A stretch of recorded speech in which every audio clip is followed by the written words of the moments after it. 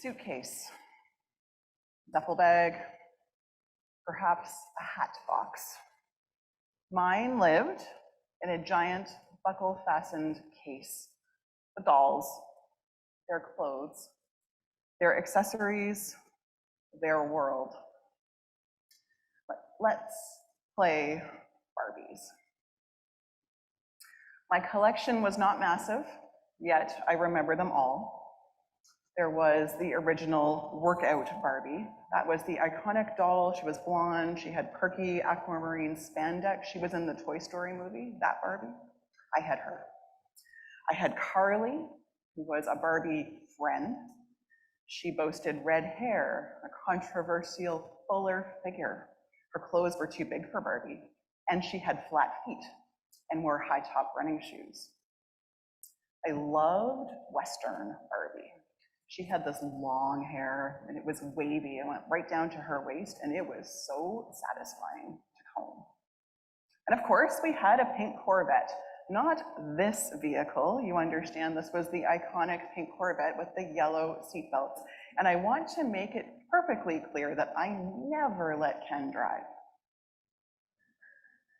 Best of all was the Barbie newsroom.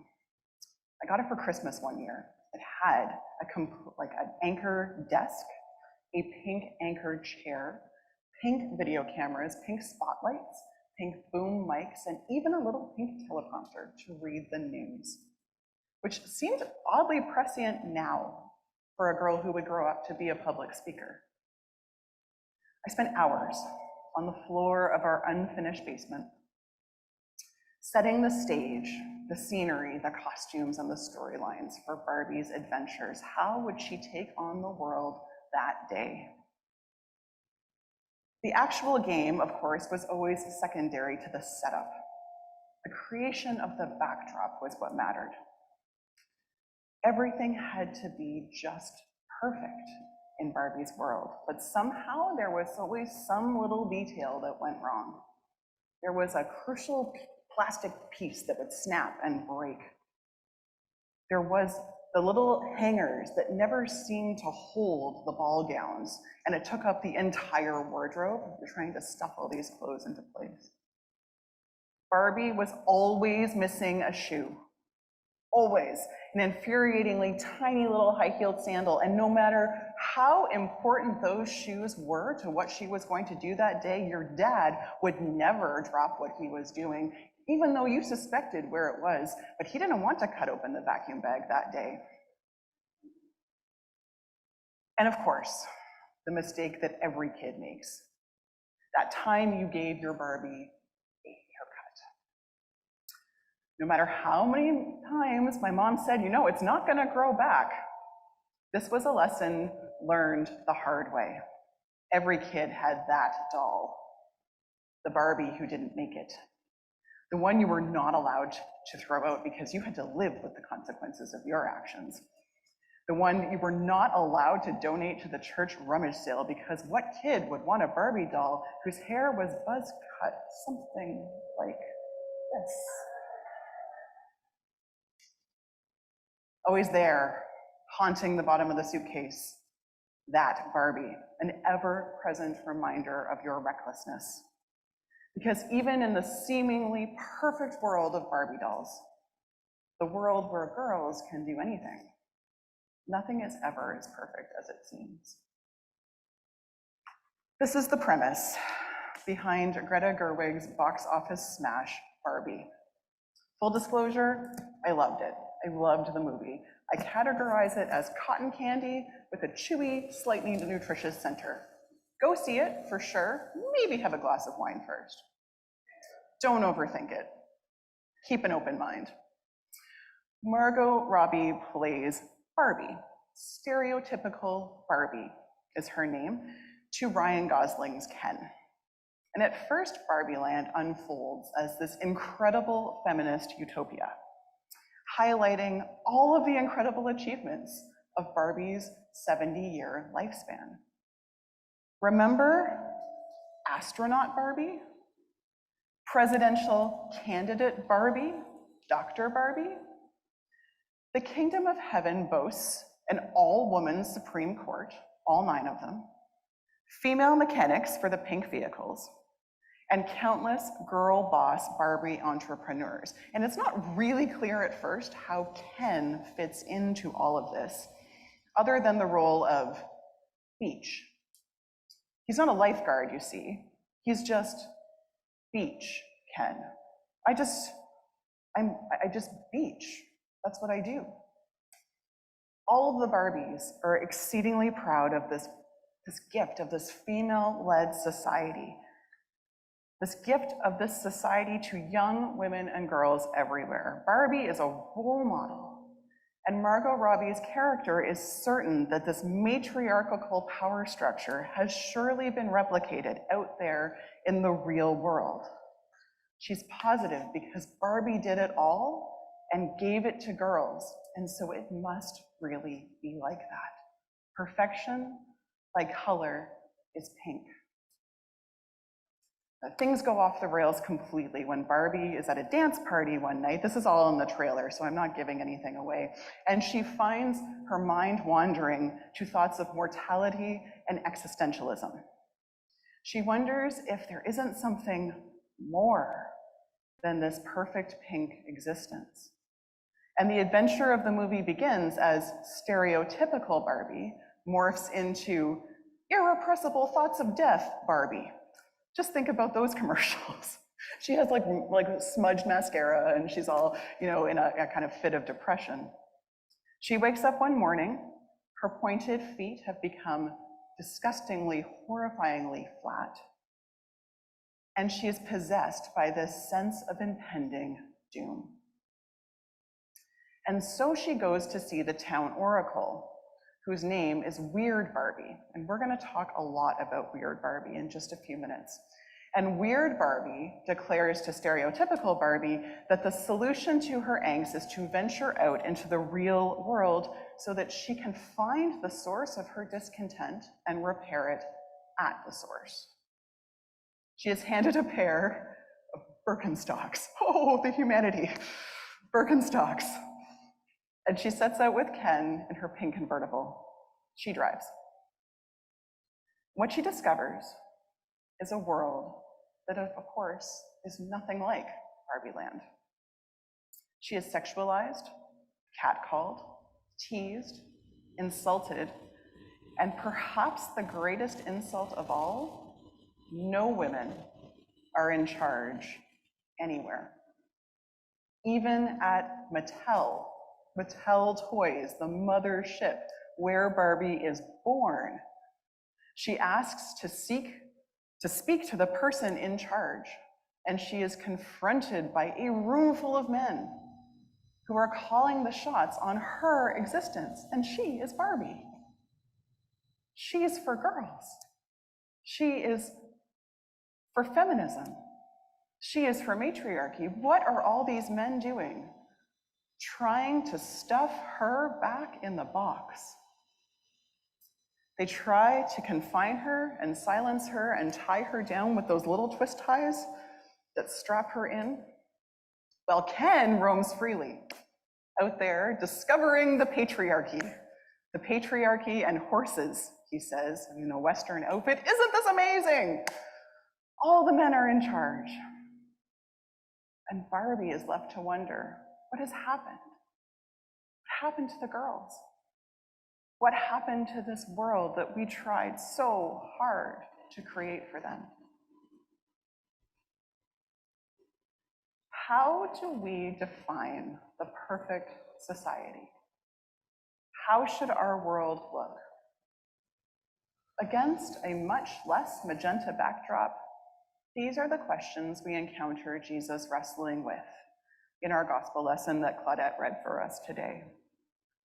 The setting is not Malibu Beach, but the Galilean seashore, where Jesus spins this collection of imaginative parables that describe the nature of God's realm. It's almost as though Jesus himself is sitting there surrounded by toys, playing pretend. Before diving into these parables, 5 of them about the kingdom of heaven, I'm only going to address 3. It's important to remind ourselves that the phrase, this concept, the kingdom of heaven, is not referring in any sense to any kind of afterlife. Heaven, as Jesus defines it, is not a place where we go when we die. It is certainly not a place decked in pearls and gold, a place to which we try to gain admission by good works. This heaven of the afterlife is not a matter of concern for Jesus, really at any point in his ministry. Rather, the kingdom of heaven is an idea. It is a set of values that forms the nucleus of Jesus' teaching, his entire ministry, his witness. In one sense, the kingdom of heaven is an eschatological concept, which is a big word that refers to the end times, essentially, the realm beyond a future beyond the time in which we live today. But more central and more often, we find the kingdom rooted in this notion of radical justice. In the world as we know it, in the world as we would like it to be, and in the world as God imagines it should be, however you imagine God's presence, some kind of divine dream.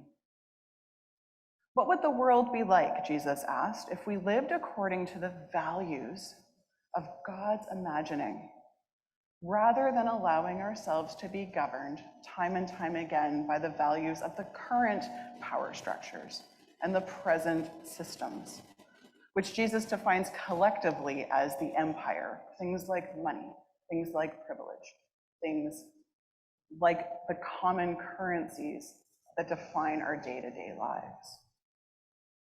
How, he asked, do we move towards justice, towards a world that is more balanced and whole, a world where resources are shared, where everyone has enough? This sounds familiar, where no one is denied a voice, where the powerless have agency, the marginalized are valued. Those are the values that make up the kingdom, the divine dreaming. What do those power structures look like? Who is on top in that equation? How do they operate? These are very difficult questions to wrestle with and answer. It is very hard to design the perfect world, as every kid who has ever played pretend well knows. And so Jesus engages in parables, in symbols, and in toys, to hook the listener and to explain how it could work, this inbreaking of God's kingdom, this world of divine dreams. And so he begins. The kingdom of heaven is like a mustard seed that someone took and sowed in their field. It is the smallest of all seeds, but when it is grown, it is the greatest of all shrubs, so great that it becomes a tree. He continues, the kingdom of heaven is like yeast, leaven, that a baker took and mixed with 3 measures of flour until all of it had risen. The crowd scratches their head. What is Jesus getting at? He keeps going. The kingdom of heaven is like a merchant in search of fine pearls, and when he found it, he sold all that he had for one tiny treasure. These 3 tiny images of things so small, Polly Pocket-sized, packed with meaning. On an exegetical note, it might interest you to know that the mustard seed parable is the most agreed upon quotation of Jesus that exists in any of our Gospels. You know, of course, that the dating and the manuscript evidence of our earliest stories of Jesus make it impossible to know, even close, what the exact words of his teaching were, since we lack any firsthand accounts of his ministry. And lots of these accounts had their own agendas and they all kind of disagreed with each other. But when we line up all of the biblical evidence that we have and multiple extra biblical sources, which means other accounts of Jesus' ministry outside of our accepted set of texts, we have multiple agreeing accounts of a parable of the mustard seed. My New Testament teacher actually used to say, if you actually want to talk about the historical figure of Jesus, here's what we really know. Here's what we really know. I'm diverting. leaving my script is always dangerous, that Jesus was a guy who lived around the time we think he lived. We think he was a guy, actually, of some kind of Middle Eastern descent who probably spoke Aramaic and probably said something about a mustard seed. That is what we know about Jesus. Here we have the mustard seed parable. And on the surface, this is a really great, easy message. It's a sermon that reads like a toy commercial. Easy, appealing, inspiring message that imparts a pithy little slogan. Good things come in small, tiny packages. Even from the tiniest sources, all things are possible. Just tend to it, even when you can't imagine something so good and valuable could come from one tiny little seed. The kingdom of heaven is like this tiny little seed. And while we're at it, girls can do anything. That mustard seed, it's like the stuff of those inspirational posters you see on junior high school guidance counselors' office walls. Wouldn't it be easy if that's how things really worked? Good things come in small packages. Now we can go home for lunch, and it's only 11 o'clock. But there's always a problem, isn't there? With Jesus and parables, if you think you've understood it in the first read, you never, ever, ever have. Because as we consider Jesus' audience,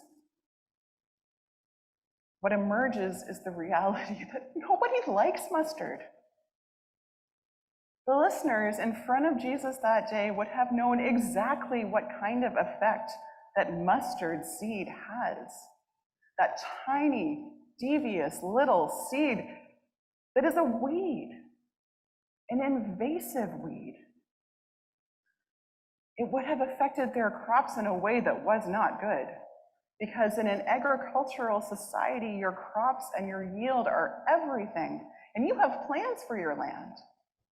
You sow your seeds in neat, orderly little rows, and you create perfect little universes for them, and you care for them, and you nurture them. But if the seed bag is contaminated, if one tiny little mustard seed sneaks its way into that bag, it's chaos. That tiny little seed wreaks havoc on everything that you thought would happen, contaminating your crop, taking over the field, and before you know it, where you were supposed to have olives, you have mustard trees. As for the leaven, this is not a simple story about patiently waiting for bread to rise. No, the leaven was something else. The leaven had a different meaning to the Jews who were listening to Jesus talk. The leaven was not even quite as big as a grain of our modern day yeast. But before Passover, the Jews had to purge it from their kitchen, wipe down every surface because it was considered to be unclean. And if it got its way into your food, it was so powerful, and you weren't supposed to eat leavened bread during Passover. And so it was a nuisance, was a contaminant, and that's how that audience would have heard Jesus talking about leaven. As for the pearl, well, I imagine the crowd then, as a crowd now, would resent being told that the kingdom of heaven was worth selling everything they had worked for, whose value was questionable, impossible to ascertain, yet worth giving up your whole life for. Nobody in any age has wanted to hear that message. Imagine being an observant Jew and being told that the divine manifests itself in the very food that you try to avoid. Imagine being a farmer and being told that the kingdom of heaven is like the thing you try to banish because it's going to cost you everything. Heaven, a nuisance weed that disrupts our efforts, destroys our world, threatens our livelihood. The divine in what we try to sweep away. Those parables, man, they're infuriating. How often, though, is it true that the voice we least want to listen to is the voice that tells us exactly what we need to hear? Weird Barbie with the haircut. She is an outcast. When we meet her in the film, it's not hard to see why. Because that doll that you always shove to the bottom of the hat box, that's Weird Barbie. Played in the movie by the incomparable Kate McKinnon. When Stereotypical discovers that Weird Barbie is the oracle of wisdom for Barbieland, she does not want anything to do with it, because Weird Barbie is, her, the mustard seed of dolls. Nobody wants Weird Barbie. She has marker ink all over her face from the time that you tried to give her a makeover. She has the world's most unfortunate mohawk. Her clothing is mismatched. Her shoes don't fit. And her perspective does not seem at all to match the sunny, pink values of the rest of Barbieland. She's the one who skips the dance parties. She is the outcast. She doesn't look the part. But Weird Barbie is the one who seems to understand exactly what's going on with this complicated existence of girls and women in the real world. That is, that while the Barbies of Barbieland could do anything, the real world doesn't want them to. She understands that it's not enough to be pink, fabulous, and in charge. She gets just how difficult it is to be a woman in a man's world. She grapples with the essential conflict between feminism and patriarchy. Weird Barbie tells Stereotypical Barbie everything she doesn't want to know. When Ken tries to bring down Barbieland in a misguided fit of men's rights, you really need to see this movie. Weird Barbie is the one who confronts Stereotypical Barbie and ultimately inspires her to change and lead the fight with this disruptive, chaotic truth that the dolls do not want to know. Weird Barbie understands what needs to be done, and she helps the dolls take on the patriarchy at its source and challenge it head on.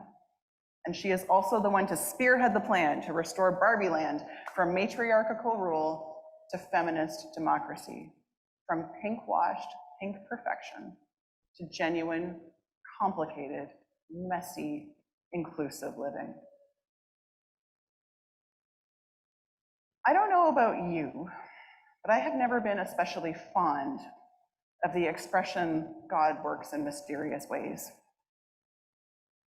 Perhaps it's spending so much time in funeral homes and hospital rooms that has led me to this, but it just never has landed well with me.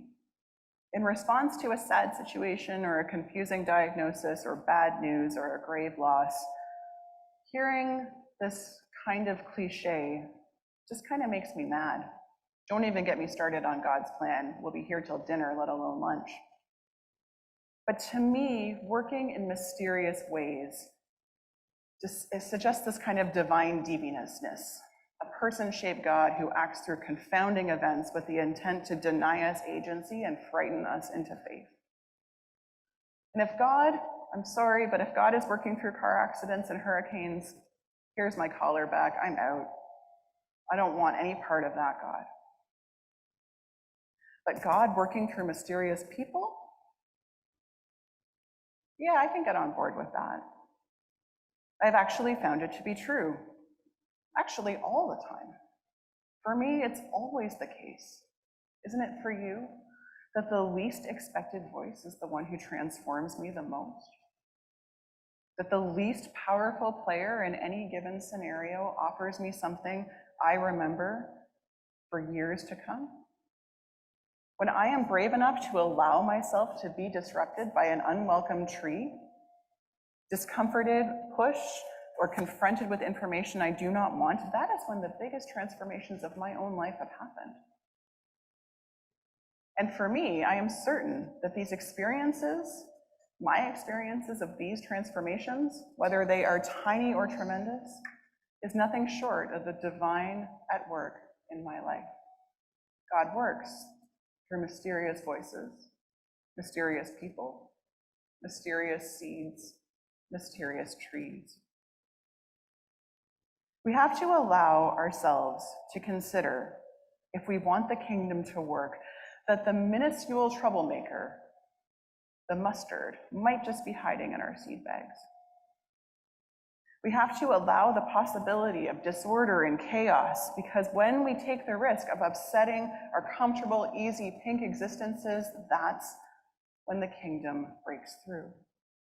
When the tree grows in the middle of our fields, what happens, Jesus says? It makes room for shelter, for the birds of the air and the creatures of the fields. For God sees what is and provokes us into cultivating what should be. God works through mysterious people. From disruption comes new life. Barbie gets a bad rap, sometimes rightfully so. I think Marilyn and I are going to have a few words about Barbie dolls after the service. I think we've had a few words before, actually. For sowing seeds of body dysmorphia, for enforcing unhelpful stereotypes, for her oft constraining pink femininity. But here's the thing that I remembered this week. That Barbie never spent much time in the box that she came in. We remember not the perfect, pristine, perfectly dressed collector dolls, but instead the act of creating their world, their identities, which became worlds and identities for us. I never had a dream house, but I spent a week in the summer of 1988 designing and building a palace for Barbie out of a box from my family's first microwave. It was about the size of this sanctuary. When a shoe got lost, we wrote backstories of skiing accidents and made a reason why there was a cast on her leg made of Kleenex and Scotch tape. She broke her leg. And this week, I've been fascinated by accounts from queer and transgender folks who have recounted how Barbie worked in their world.